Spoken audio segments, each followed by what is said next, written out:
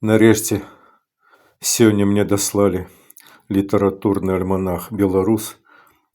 Гэта альманах беларускіх пісьменнікаў замежжа, які выдаецца ў Злучаных Штатах Амерыкі.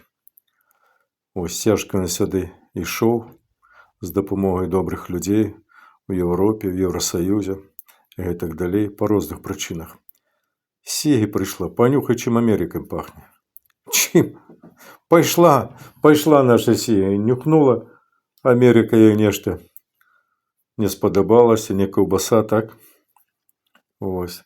Так што я задаволены. Надрукавалі і ў 25-м годзе мае вершы і прозу. Яшчэ якасней атрымалася, чым